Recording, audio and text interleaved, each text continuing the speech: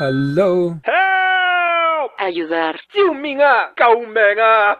Welcome to Stormy and Kempton. Save the world! And now, your host, Kempton Lamb. Hello, everyone. Welcome to our show again. This is episode 2, and our episode 2 is about winter storm preparedness. So let me introduce you to my co-host, Stormy. Take it away, Stormy. Hello, world. Sorry for the background noise. I am very close to a state highway, and there's nothing you can do about 18-wheelers. They're loud. Today, we're going to be talking about winter storms. It is winter. It is cold outside, and we've had some storms in the news lately regarding cold, snow, ice, and there have been disasters and deaths, and many people without power, without food, without warmth, and so we thought this would be a good time to talk about that. Right, and is it very hard to prepare for winter storms, Stormy? It's actually very simple. There's really only one thing that you really have to prepare for, and that, of course, is cold. Now, most of us, we're in our warm cars, we're in our warm houses, and it doesn't matter how cold it gets outside, we're still fine. Of course, until something goes wrong, like the power going out. Many of us can only heat our homes when we have electricity. Some of you may have fireplaces or wood stoves that can help, or you may have gas heaters that don't require electricity. But most of us, if we don't have electricity, we get cold pretty quick. Mm-hmm. Speaking about fireplace, we actually have a fireplace, and some friends, in fact, was visiting us a few days ago, and we were showing them our gorgeous-looking fireplace.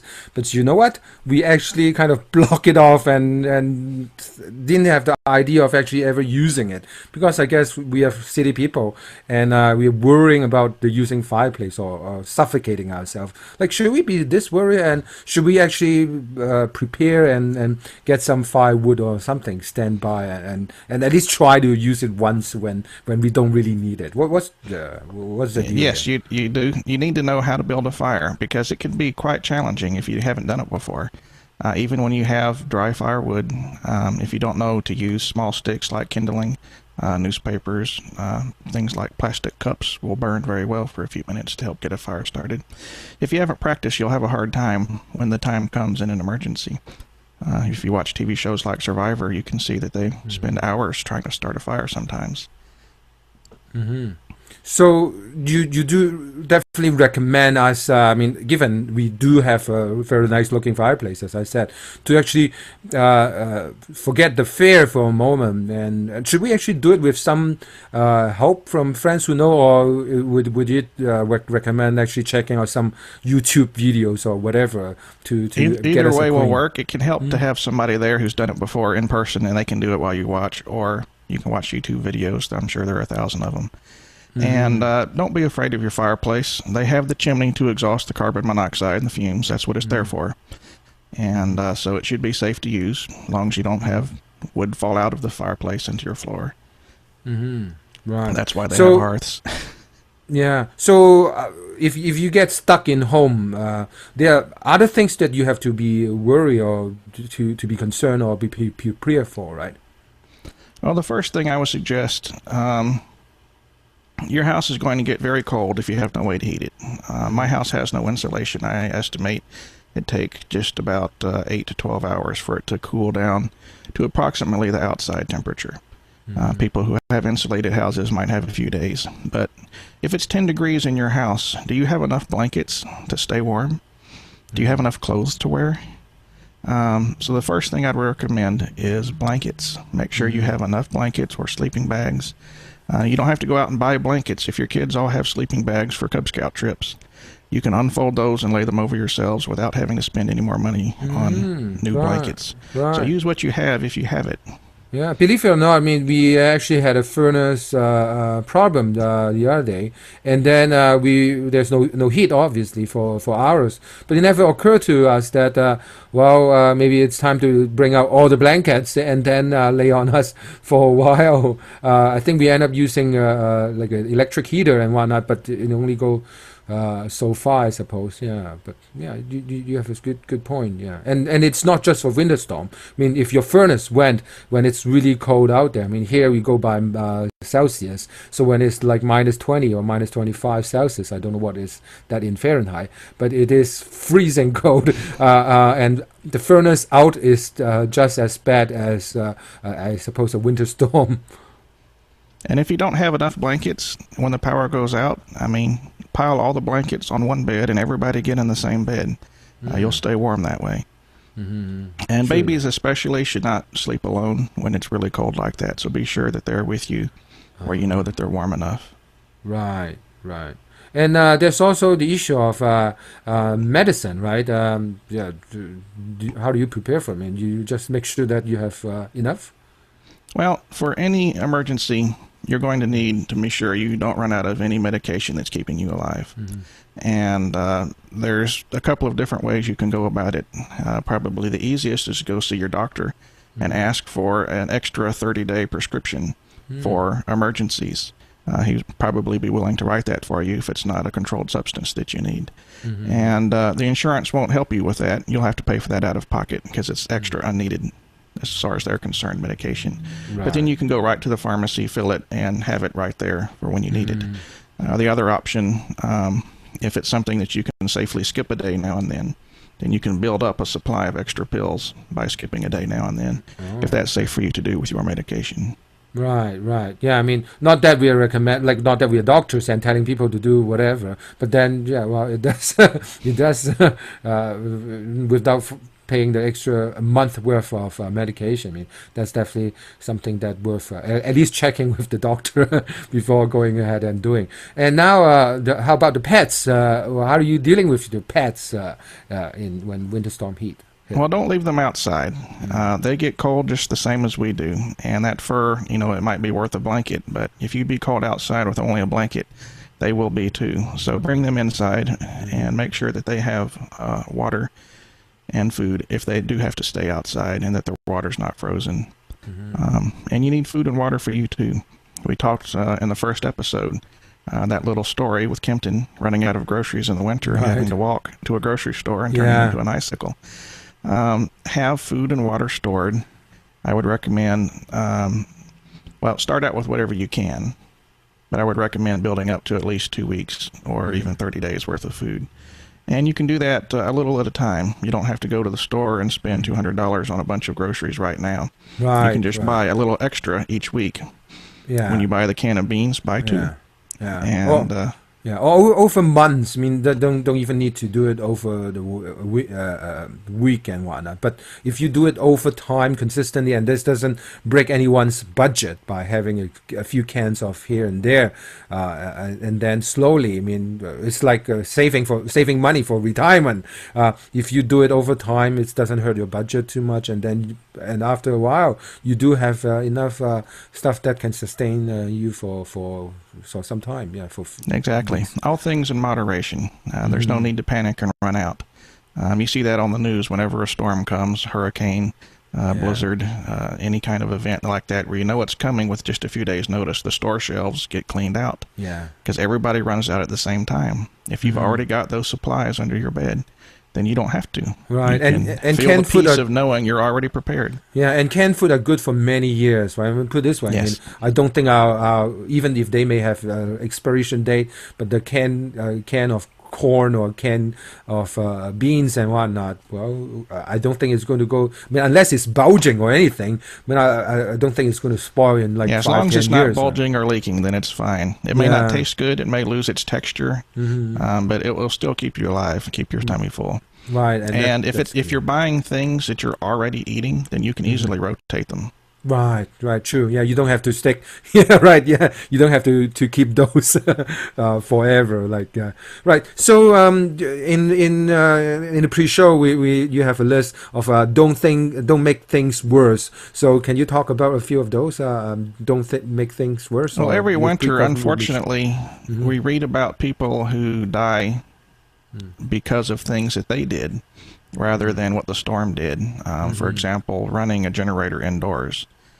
Maybe they're worried about theft or something like that. But when you run a generator indoors, the carbon monoxide and other fumes build up in your home and can be fatal. Indoor, like for example, even including the garage, right? If it's Right. your garage door open, I mean, after all, it doesn't go out completely, right? I mean, it goes back. Some of it comes back right into your house. Well, if the wind is blowing the wrong way, it'll all go in your house. Oh, right. Yeah. So in that case, I mean, if you live in a really bad neighborhood, I mean, sometimes it happens. Do you just put it in your backyard or like kind of hide it a little so it's still outdoor, but people don't see it? What do you do with those situations? That's what you have to do. And it just depends on your circumstances. But don't run it indoors, Right. because you don't want to make things worse. Right. You don't want to be the one that kill yourself. I mean, after all, stolen a generator is like still sure money. But then if you start poisoning yourself, then yeah, your whole family go down. Similarly, sometimes people try to heat their house using their gas oven or grill. They bring the grill in, or they turn the oven on and open the door and try to heat the kitchen. That can also kill you by carbon monoxide poisoning, so don't try that either. Only use devices that are designed for heating, because they're designed to correctly either burn the gas or ventilate it in a safe way. And other ways to hurt yourself: going out and falling on the ice. That is so easy to do. So buy a bag of rock salt now, have it handy. Melt that ice, or buy sand so you have traction. Or don't go outside. If you've got groceries, if you've got water, if you've got blankets, you don't have to go anywhere. Stay inside, wait till it's safe to go out. Yeah, or in my area, I mean, there are a lot of snow sometimes, and even when you shovel snow, I mean, you can do it the wrong way. I mean, you better learn how to do it the right way. I mean, don't overbend or overextend yourself when you shovel. Don't throw your back out. Right, exactly. I mean, yeah, once you hurt your back, then the rest of the problems, like, kind of created by yourself, and then like you can't move and you have to go to the hospital in the worst case. So and speaking of shoveling snow, a lot of people fall off their roof every winter trying to get the snow off their roof. Wow. So stay off the roof in an emergency. So like I guess in places where they have excessive can have excessive amount of snow, it's sloped, right? I mean, it's never flat. Is it right that, like, why do people go up to the roof to do clear snow? Like I don't. Well, I live in Mississippi and we don't have that problem here, so I don't know why. I would expect you Canadians, Kempton, to know why.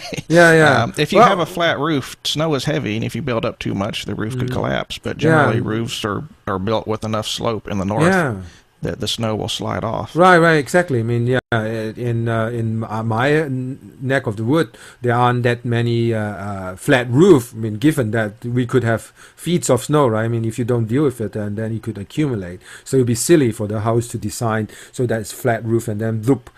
So yeah, I mean, to me, I had never actually went up to put. First of all, you need to bring a ladder and then climb and then clear the snow.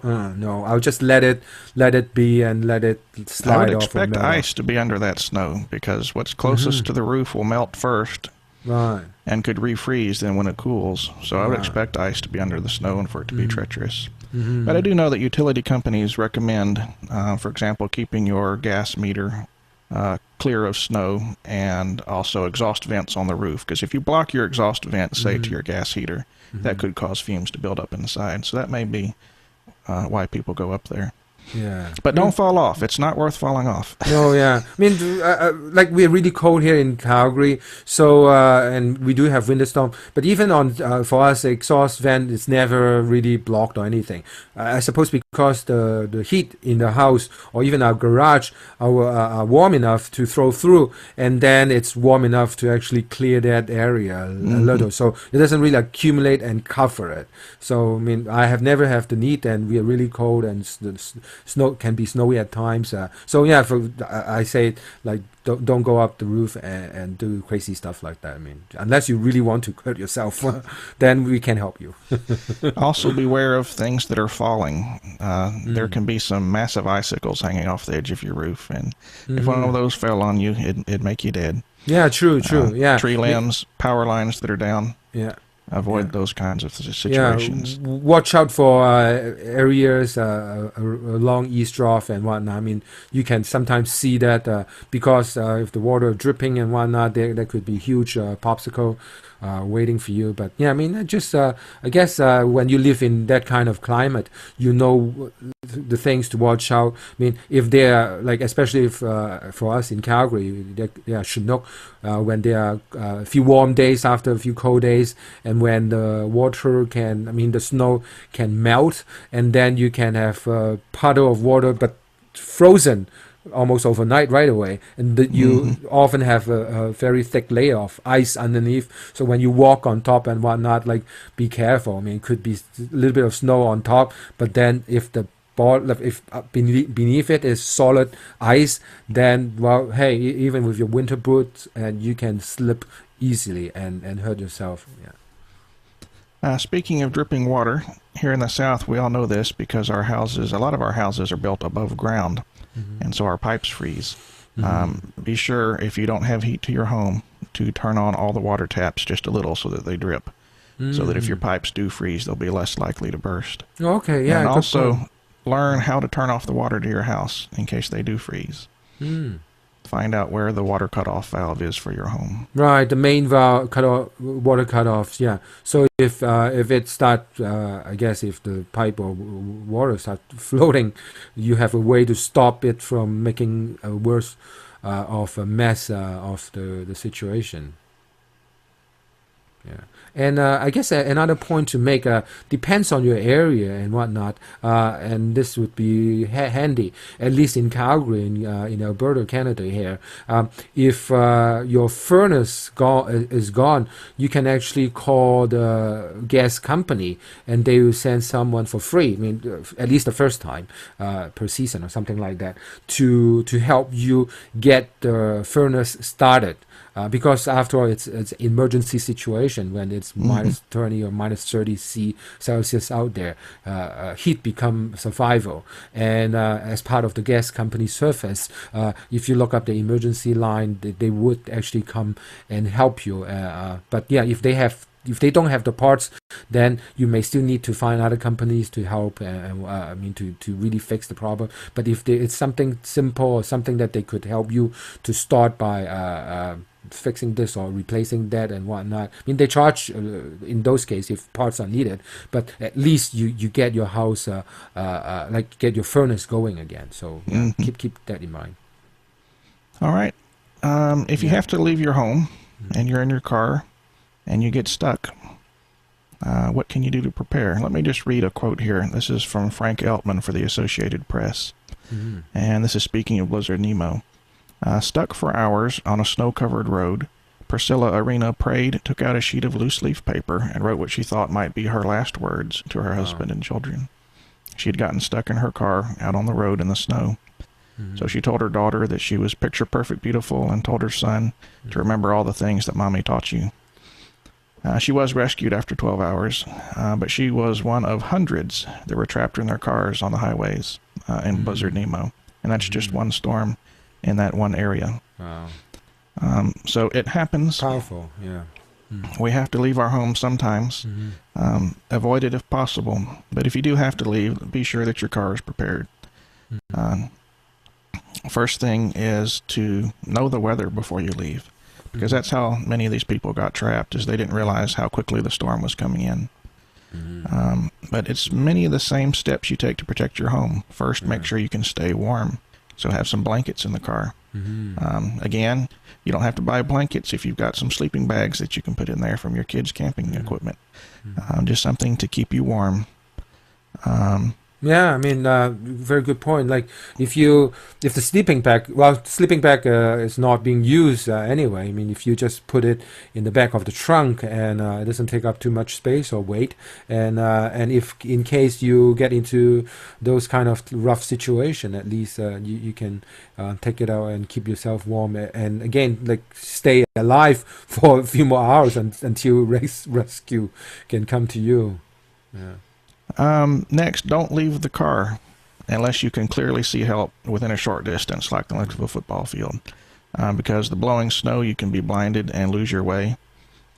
Even though it wasn't very far, the winds, the snow can change and you can lose your path. So don't leave your car unless you are positive you can get to a safe place within just a few moments. Open the hood so people know that you have a problem and that you're not an abandoned car. And it's safe to run the car for a few minutes every hour. The recommendation I saw was 10 minutes an hour.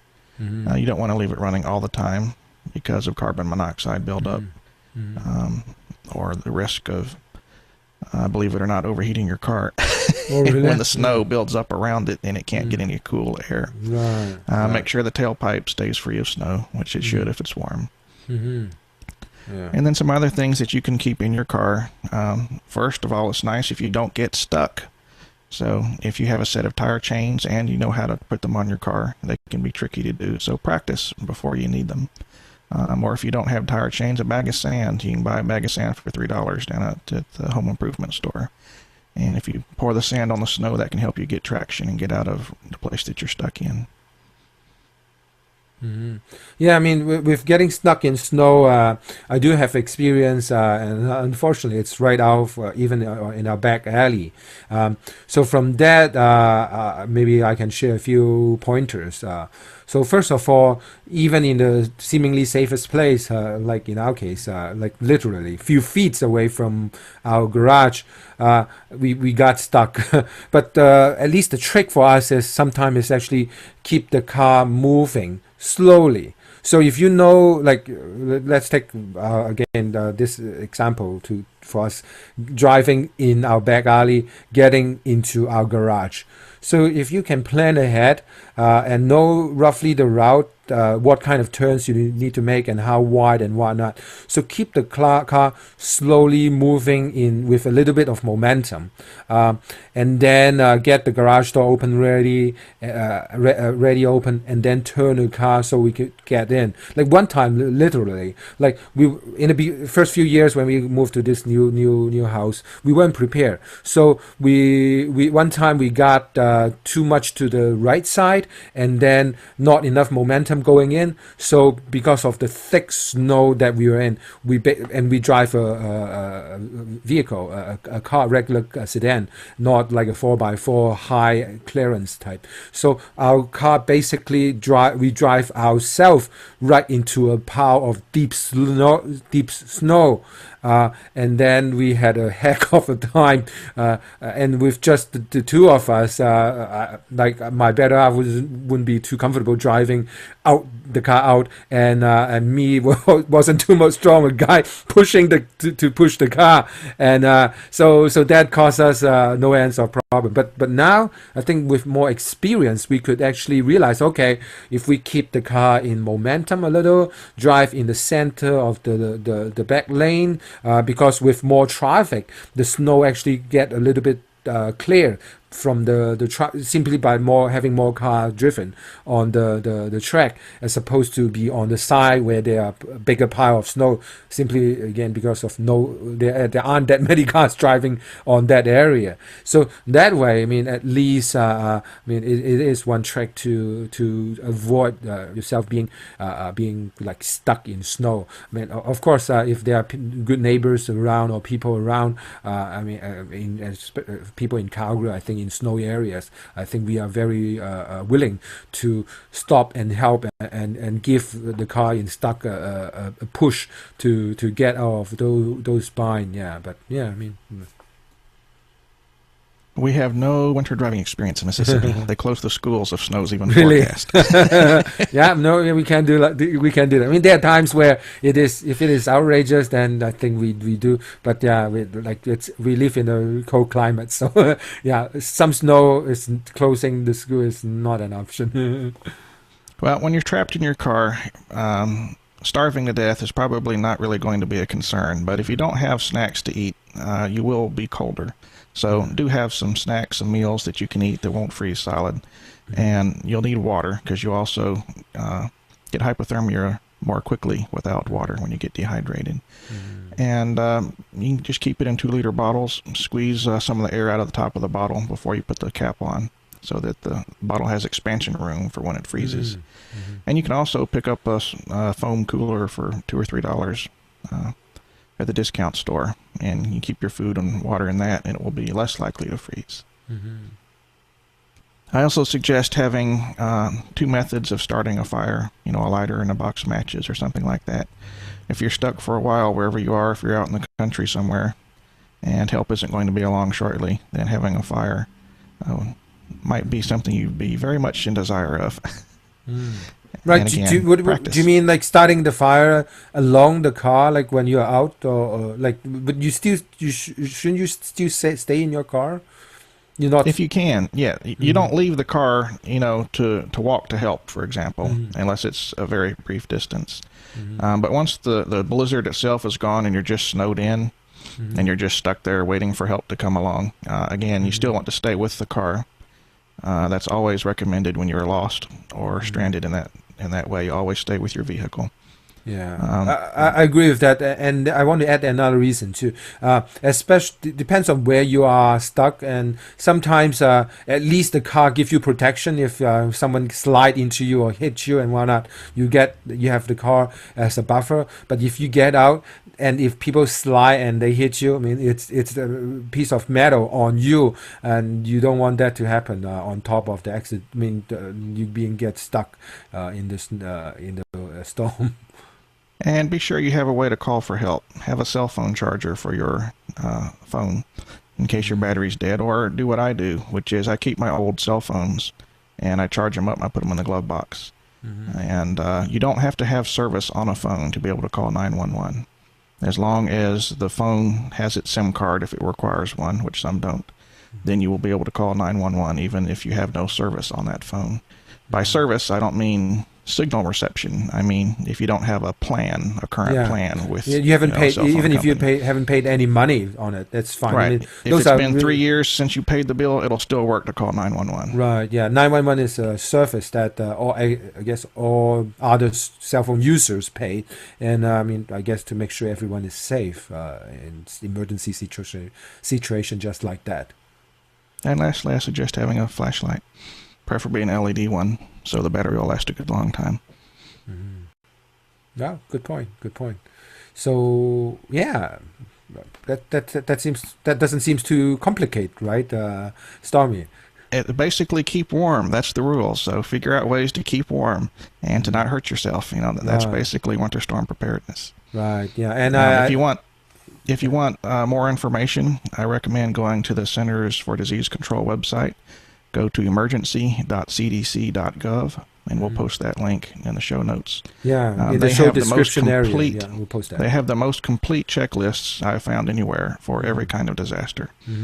Right. And like we suggest, I mean, it's good to familiarize yourself with the various things. I mean, you don't have to implement everything, especially if it's very, very comprehensive. But having some idea of what you may need and whatnot, and then prepare for those is a very important step. And I think it's what we are trying to suggest people. I mean, any things that you can do to help eliminate some of the hassle or the trouble. I mean, sometimes it could be life and death situation that you may unwillingly, I mean, accidentally get yourself into. I think that would be a great plus, an achievement for our show. And so today we're going to have our prep step, which is the super simple tip to prepare.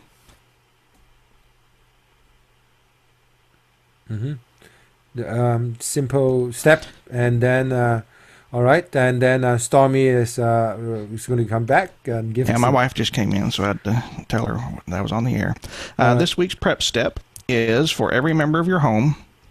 Prepare a little evacuating the house kit to stay warm. And you don't have to do anything fancy. You don't need a backpack. You don't need a suitcase. A garbage bag will do. And this is something you can do as soon as you finish watching the show. And that is to go gather up all your old clothes that have holes in them. You've got shirts. You've got socks with holes. You've got pants that you can't wear anymore because they're stained. Go put those in the garbage bag so that you can double or triple up on your layers and stay warm. If you have to climb out your window in the middle of the night because your house is on fire or something. Grab all your old mismatched socks. We've all got a stack of these somewhere. Right. Put them in the bag if you don't have... Thanks for giving my mismatched or the socks with holes a new life. Now I'm going to save them up and then throw them into a bag where I can put it on my feet. Yeah. And If you've got old shoes to put in there, do that. But if you don't have shoes, grab some grocery bags. If you put 3 or 4 grocery bags on each foot, that'll keep you from getting wet. So Yeah. grab those clothes, socks, shoes, put them in a garbage bag, and keep them by your bedroom window. Right. So that if you have to climb out your window some night, you'll have something to wear. And do Right. that for each member of your family old enough to carry it. Right, and in a cold place, definitely, I say stick with an old pair of shoes. Even shoes with holes or broken sole or whatever, doesn't matter. I mean, in the better cold than weather, barefoot. yeah, better than barefoot. And the plastic bag probably is not going to work when it's minus 20 out there. When you stand on a plastic bag, it's still not going to be fun. Better than barefoot, but yeah, it's going to be tricky. Yeah. All right. Well, that's all I've got. Okay, so yeah, that's all I've got too. Yeah, but yeah, winter. Yeah, I live in a winter area and have experienced yeah, well, some of those situations. Well, yeah, furnace broke down. Hey, happened to me. Don't think that it doesn't happen to you and you can ignore it, especially if you live in a cold place. And hey, you never know when those would happen to you, and it's better to be prepared. And yeah, I mean, stuck in snow and whatnot. Well, sometimes when it's really bad out there and you had to go out and then you get stuck, well, then you'll be really I guess happy that you listen to the show and throw in some old clothes and whatnot with holes in it. I mean, it doesn't matter. I mean, it keeps you warm for the few extra hours, or even if you even if you're going to be saved regardless in 2.5 hours when the tow truck come to rescue you, you still while you're waiting, you still have something to put on and make you feel a little bit slightly more comfortable until the tow truck or the rescue comes for you. So yeah, why not? So everyone get this first basic step down on your emergency preparedness kit. Gather those clothes together. Right. Okay. I'd like to thank Justin Hill for the graphics and Kempton for being our host. All right. Well, thanks, Stormy. And this episode, I'm sure, like in future episode, I'll remember to click on my face somewhere. I think this show it's only on you, which is fine. All right. So is that it? Do we have anything else? That's it. Goodbye, world. All right.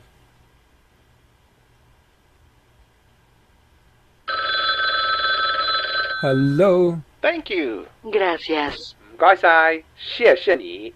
Tune in again next week when Stormy and Kempton save the world again.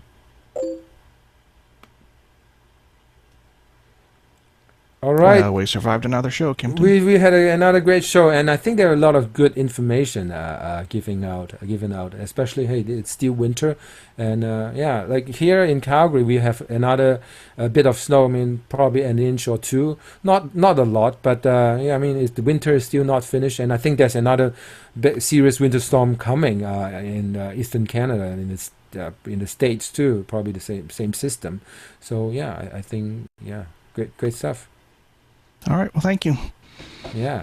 So yeah, well, I guess yeah, this show just a little bit of debriefing. I think I forgot to make it voice activated. Oh. Oh well. Yeah, it's a show and on. we forgot Stormy to have you show alone. your bag. Right. Yeah. Well, hey, I can show my bag. I can tell you what my bag is. My bag is just behind there. So Well, yeah, Kempton, what's in your bag? well, what's in my bag right now? It's a bag. At least I found my bag. Before the show started, I forgot where my bag is. But now it actually has a home, so I'm really happy. It's actually right behind me in the corner under the table. And in the back, there's a winter coat that I don't wear anymore. I mean, it's one of those things. I don't know if it's a style or if I like my new one so much, I just don't wear the old one anymore. So a winter coat, in case I have to run, the house is on fire, touch wood. I hope that never happened. And then I have 2 bottles of water. I think it's me. Here's the thing, Stormy, I have to admit. I think and I think viewers out there may feel the same. It's the innate sense that, oh, it's not going to happen to me and whatnot, and it's feeling safe and whatnot. Like on fire, no, not really. But I think the more I do this show and the thing, I realize, hey, wait a minute. Well, it's the what if. It's the being prepared for emergency, right? So it's the socks with holes in it that, hey, if I throw it in, well, it could become useful if I had to rush out. The pair of shoes that got or put this way, I've got some runners and whatnot that I almost don't wear much anymore, so it would be great to put it in if I have to rush out in my slippers at night. There will be a good pair of shoes, some socks with holes in it, and I can put in a few of those socks if I feel cold, and then maybe a jeans with torn holes in it. I can put it in the bag, and this way, like you said, if a fire happened in the middle of the night, which is our weakest moment, then I've got something prepared. Yeah. Right. And we want to make it as easy as possible and as cheap as possible. No arguments with, I can't do that, it's too hard, or I can't afford it. Yeah. So do what you can with what you've got. Yeah, you don't even need to pay and buy it. I mean, once you realize what some of the key contents you need, I mean, it's the old clothes that, seriously, I mean, to keep warm, especially in winter time, and in case of house fire or some other situation, it's what it keeps warm, and those old clothes are perfect candidate for it. And if you're worrying about being hungry and whatnot, well, throw in a few can of food. But here at least in Calgary, I mean, I don't really see me that hungry. Like if there's a fire and whatnot, well, I probably worry more about the content of the house than me being hungry for a few hours. And I'm sure, like, if it needs to be, I mean, there'll be friends and other people that can help us with food or So I'm less worried about those. We'll be checking up on you in a few days to see how you're doing with your prep step for this week. Right. And if you are like me, I mean, you don't feel guilty too badly, but I guess it's doing being more prepared over time, right? I mean, look at me. I'm the show's co-host. If anyone else on the earth that actually dare to put Stormy and Kempton save the world, emergency preparedness, and if the co-host is feeling, well, it's just like, I guess I'm human, and if I'm slowly getting myself prepared, then maybe you should too. So don't give yourself too much of an excuse, because like Stormy, we are going to check up on you. All right, we will see y'all later. All right, see you later. All right, Bye-bye. bye. Bye-bye.